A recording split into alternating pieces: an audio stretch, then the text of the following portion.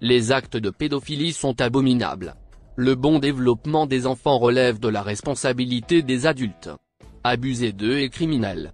On ne le dira jamais assez.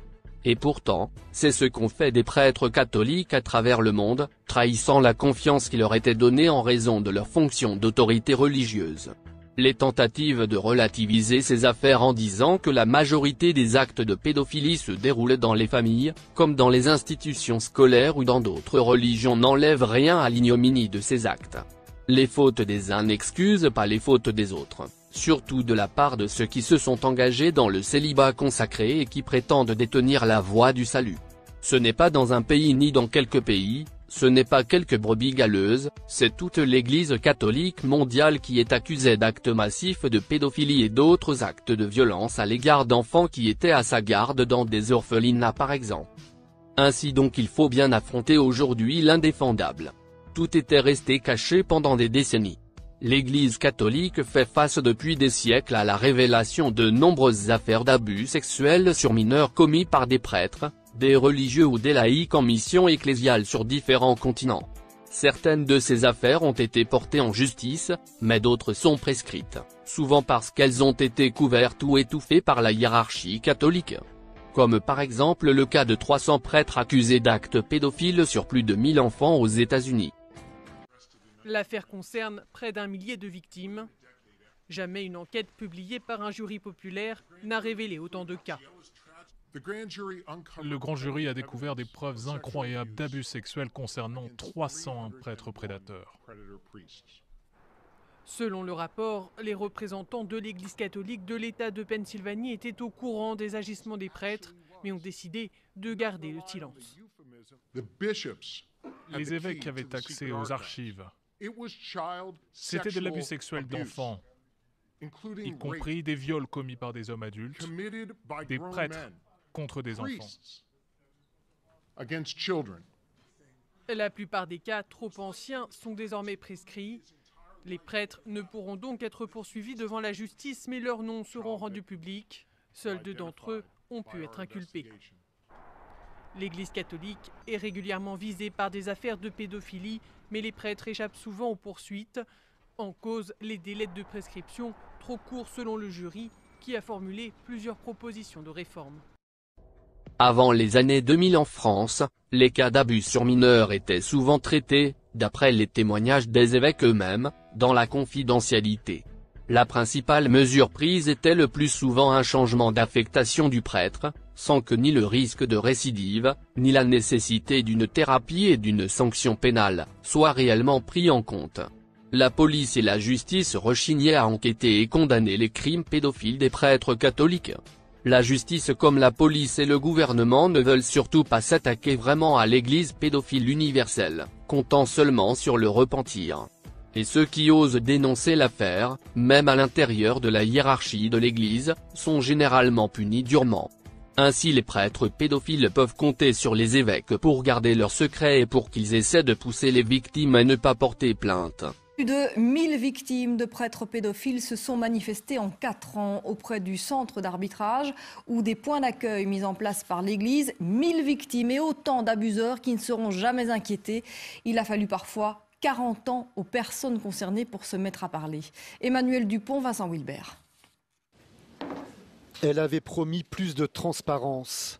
Pour la première fois depuis 3 ans, l'Église publie donc un rapport détaillé sur les victimes d'abus sexuels et leurs auteurs. Fermer les yeux et faire comme si tout cela n'était pas si grave, c'est nier l'injustice. Entre 2012 et 2015, plus d'1 millier de victimes ont été recensées par l'Église et le centre d'arbitrage instauré par le Parlement. Ce sont des personnes souvent âgées, donc à partir de 60 ans, et ça a duré donc dans leur vie 40-45 ans de silence. Et ce sont des personnes qui vont porter cette blessure jusqu'à leur mort. 66% des victimes identifiées par l'Église avaient moins de 18 ans au moment des faits, 23% étaient âgés de moins de 10 ans. Selon le président de la commission, les auteurs sont aussi nombreux que leurs victimes. Ce sont des prêtres, des religieux, des laïcs affectés à la pastorale. 60% de ceux qui sont encore vivants ont aujourd'hui plus de 70 ans. Le comité de surveillance dira si avec certains d'entre eux on peut encore proposer quelque chose, un poste administratif ou n'importe, mais en tout cas au niveau pastoral, bien souvent, on demande de ne plus exercer de charge. Pas de condamnation judiciaire à l'égard des auteurs, car tous les faits recensés durant cette période sont prescrits. Certaines victimes ont été indemnisées, des compensations financières qui s'élèvent le plus souvent entre 5 et 10 000 euros. Au total, l'Église et le centre d'arbitrage ont versé près de 4 millions d'euros aux victimes. C'est pour cela que généralement le prêtre pédophile s'attaque de préférence aux enfants de familles pauvres. Il gagne la confiance des parents en les manipulant, achète des bonbons aux enfants, après quoi il les abuse encore et encore sexuellement. Lorsque ces familles pauvres portent plainte, l'archevêché achète leur silence avec de beaux billets. Aussi il ne faut pas oublier que ce n'est pas facile pour ces victimes de porter plainte, car malheureusement quand on est pauvre il est plus difficile de se faire entendre et de réclamer justice, surtout face à une institution aussi puissante que la religion catholique romaine. La hiérarchie catholique est consciente de cela et elle ne va pas se priver de cet atout pour étouffer les crimes de ces prêtres pédophiles. De plus, rien de trop grave, ils ne risquent même pas la condamnation divine, car la secte catholique leur a donné le pouvoir de pardonner le péché. Après un viol d'enfant, il leur suffit juste de faire un tour au confessionnal, reciter un Notre Père et 10 Je vous salue Marie et hop, tout est fini. Le secret sera bien gardé et le pédopêtre peut maintenant retourner à ses occupations, ainsi il pourra continuer à tripoter les pauvres enfants innocents comme si rien ne s'était passé. Il n'y a aucun homme qui peut enlever vos péchés. Vous pouvez aller vers des hommes, des pasteurs, des prêtres, ainsi de suite. Aucun homme ne pourra vous pardonner vos péchés. Aucun. Vous allez repartir du confessionnal courbé avec vos péchés. Même si le curé a dit absolutati, avec des signes à bracadabra, voyez, les péchés sont là. Le schéma est toujours le même, c'est un cercle vicieux, il y a même des situations dans lesquelles on trouve des prêtres pédophiles qui absouent les péchés d'autres prêtres pédophiles. Et que dire de la complicité de certains parents catholiques dans cette affaire? Ils se taisent volontairement afin de protéger la réputation de leur religion, n'ont-ils pas de cœur? Comment peuvent-ils rester silencieux après que leurs propres enfants aient subi de telles humiliations abominables? La réponse c'est qu'ils ont trop peur de faire face à la réalité. Aussi certains verraient cela comme un acte de trahison, une attaque contre la Sainte Église catholique. Ils sont inquiets, car l'Église de Rome se saigne de l'intérieur, avec le départ des prêtres, le faible recrutement, les scandales sexuels, les excommunications. Surtout la chute des ordinations de prêtres catholiques qui est un phénomène mondial, la hiérarchie catholique n'a pas d'autre choix de protéger ces innombrables prêtres pédophiles tout en sollicitant le silence ou la collaboration des victimes. De ce fait on peut dire que l'Église catholique romaine est un véritable repère de prêtres pédophiles. Il n'a pas plus grande déception que d'être victime d'une institution à laquelle on croit et qu'on a donné toute notre énergie. Il ne reste plus aux croyants qu'à se réfugier dans ce qu'on nomme le blocage psychologique ou encore d'une façon plus imagée l'aveuglement volontaire. Il refuse de discuter, d'analyser, de reconnaître les méfaits et les crimes de sa religion parce qu'il risquerait de perdre la foi et de mettre ainsi en danger son salut éternel, car depuis longtemps on lui a mis dans le crâne que son salut dépendait de l'Église catholique. Malgré une multitude de cas de pédophilie de prêtres et de multiples preuves qu'elles ont été cachées et étouffées, et même cautionnées par la hiérarchie catholique, l'Église est décidée à ne rien changer et à continuer de protéger les prêtres pédophiles. Voici un extrait d'un documentaire qui expose bien cette réalité. On publie la liste des prêtres visés par des accusations crédibles. L'Église sait pertinemment qui ils sont et où ils se trouvent. La diffusion de ces noms serait un service précieux rendu au grand public. Anne Barrett Doyle est confrontée quotidiennement à la face la plus sombre de l'Église. Elle reste pourtant une catholique fervente. En parcourant sa base de données, je découvre un dossier particulièrement sordide, celui du père Nicola Corradi, un prêtre italien. En 2009, l'homme a été accusé d'abus sexuels par un ancien élève de l'Institut Provolo de Vérone, dans le nord de l'Italie, une école catholique pour enfants sourds et malentendants. j'apprends qu'il a depuis été muté dans un établissement du même réseau en Argentine. Gianni Bisoli a été le premier à accuser le père Corradi. À l'âge de 9 ans, après avoir perdu l'audition, il est envoyé par ses parents à l'Institut Provolo de Vérone. Don Nicola veniva nella cortina dove c'è pomeriggio, laboratorio, falegname, veniva qua, per oca, c'è scritto dove c'è magazzino, sagatura, veniva, togli i pantaloni, vuoi, io non me ne prego, vieni qua, mi ha buttato, scroto, facevo male.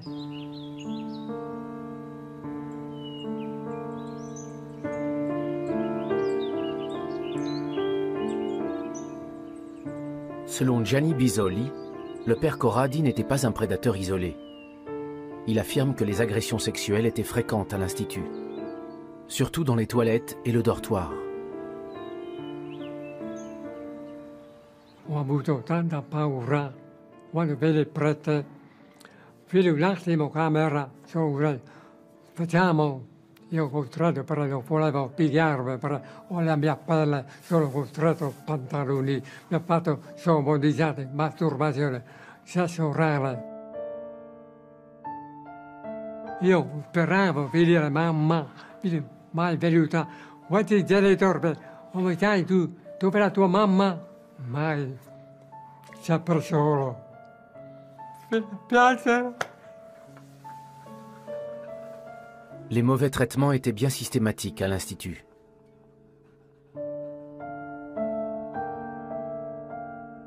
En 2009, plus de 60 anciennes victimes se font connaître et dénoncent des abus sexuels et des violences.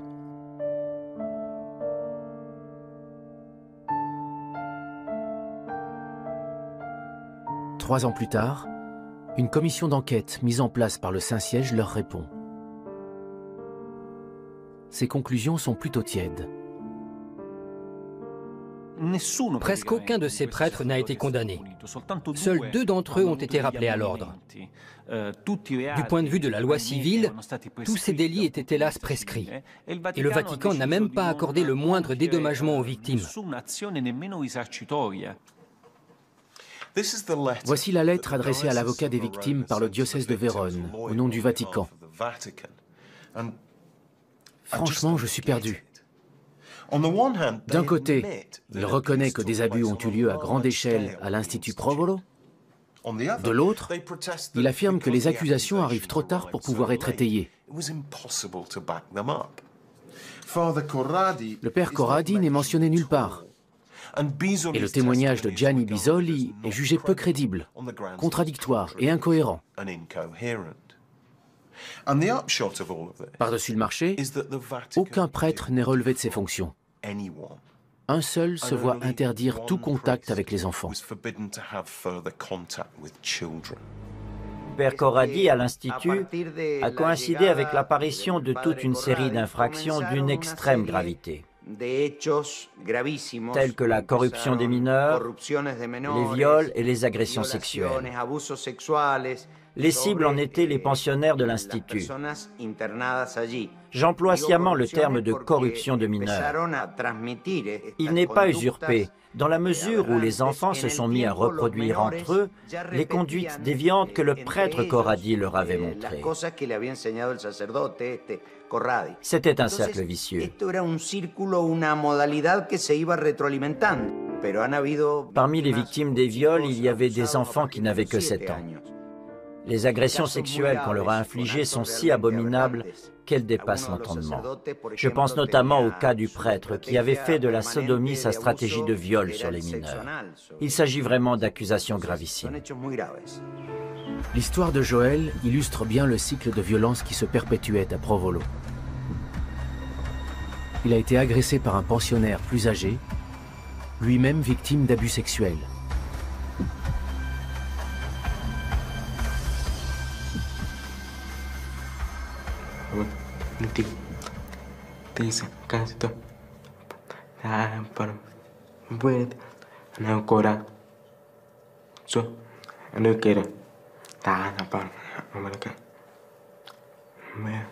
Porque pues una no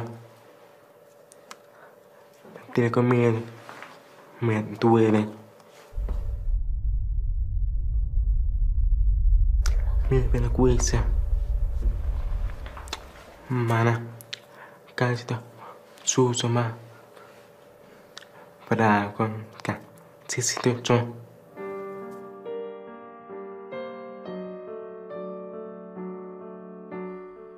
La mère de Joël comprend qu'il se passe quelque chose en découvrant un dessin que le petit garçon rapporte à la maison.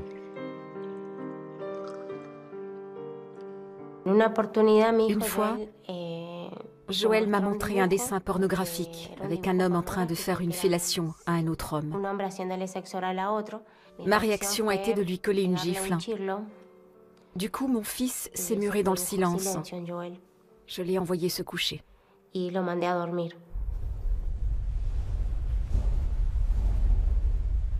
Au fil des jours, j'ai remarqué qu'il avait du sang sur ses sous-vêtements. Je lui ai demandé d'où ça venait et il m'a répondu qu'il était constipé, mais je n'en ai pas cru un mot. J'ai continué à le harceler de questions jusqu'à ce qu'il se confie à moi. Il m'a dit qu'il ne supportait plus l'idée que son tuteur avait abusé de lui. J'ai voulu savoir ce qu'il entendait par « abuser ». Joël m'a avoué qu'il avait été pénétré.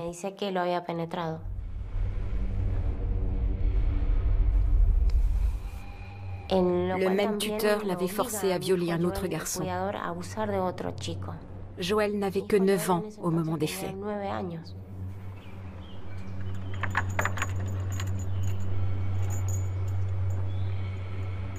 Cynthia Martinez retire son fils de l'institut et porte plainte à la police, sans aucun résultat.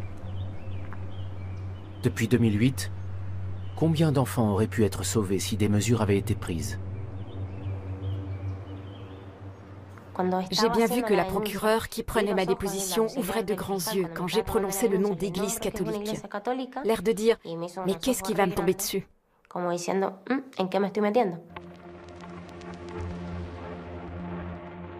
Je crois que l'Église catholique a une grande responsabilité dans ces affaires de prêtres coupables d'abus sexuels. Je pense qu'elle les couvre. Dans notre cas, du moins, c'est ce qu'elle a fait. Ils n'ont jamais levé le petit doigt. Ils ne sont jamais allés voir ce qui se passait sur place.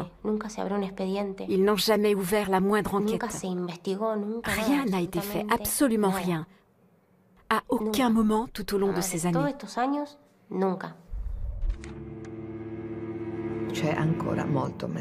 L'omerta, la loi du silence, est encore très présente. Car en Italie, l'Église tient une place prépondérante. C'est une institution assez puissante, et il est probable que ceux qui souhaiteraient la défier n'osent pas franchir le pas.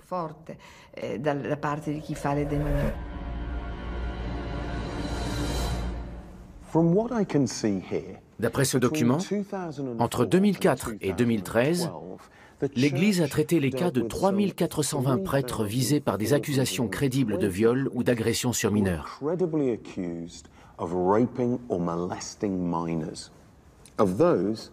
Parmi eux, 848 ont été bannis des ordres et 2572 ont écopé d'une sanction moins sévère. Un quart seulement a donc été défroqué.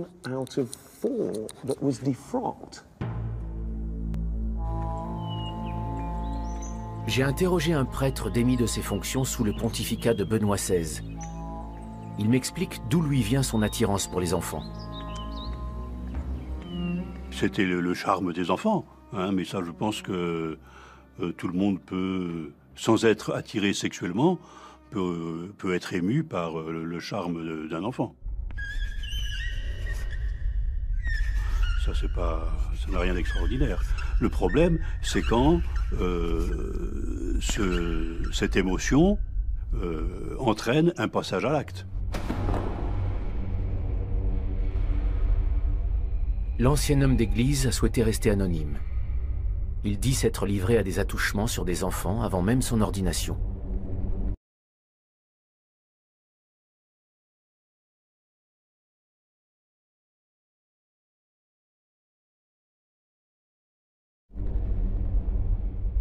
Au séminaire, il n'y avait absolument aucune formation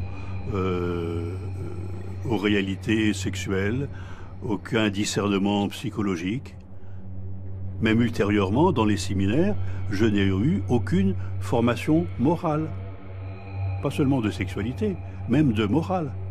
À cette époque-là, où je me suis livré à des attouchements, à quelques attouchements qui étaient donc des agressions sexuelles. J'ai eu des relations assez suivies avec un jeune garçon. Je ne l'ai pas violé, je l'ai caressé. Je fais des attouchements. Oui, je le caressais sur les parties intimes, oui. Je faisais des fellations.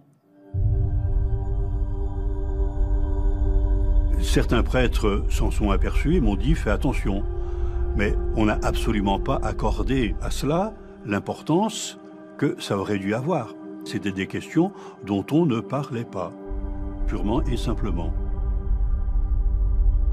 En 2005, après plus de 20 ans de prêtrise, il est arrêté pour abus sexuels sur 2 mineurs. 5 ans plus tard, il est renvoyé de l'église. Et j'ai vécu ça comme un assassinat. Un assassinat ecclésiastique. Si on veut lutter contre la pédophilie, c'est pas en sanctionnant les pédophiles qui sont passés à l'acte qu'il faut le faire. C'est avant qu'ils passent à l'acte. Nous sommes à Altoona, à 2 heures de route de Philadelphie. La région est en majorité peuplée de descendants d'immigrés européens, venus travailler dans les aciéries et les mines de charbon. L'Église catholique a toujours été puissante ici. En août 2015, une perquisition est ordonnée dans ce bâtiment administratif. Il s'avère que le diocèse y a enterré discrètement des centaines de dossiers d'abus sexuels datant des 40 dernières années. Ces archives secrètes étaient remplies de classeurs et de cartons qui renfermaient pas moins de 115 000 documents concernant les agissements des prêtres du diocèse. Un chiffre ahurissant. L'enquête fait état de centaines d'enfants ayant subi des abus sexuels et met en cause au moins 50 prêtres. Et peu de temps avant ces révélations, certains hommes d'église mentionnés dans ces documents étaient encore en poste. L'enquête a été conduite par Daniel Dye, procureur général adjoint de l'État. Après 2002, beaucoup de gens s'attendaient à des changements de grande ampleur. L'Église avait promis des réformes. À Altoona-Johnstown, on n'en a pas vu.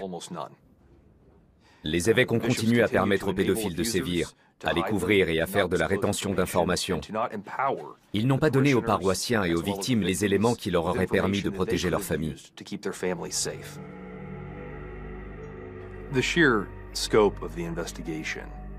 L'ampleur de l'enquête était en elle-même considérable. Le nombre de victimes écrasant, plusieurs centaines. Autrement dit, plusieurs générations de fidèles ont subi des violences de la part de leur propre clergé.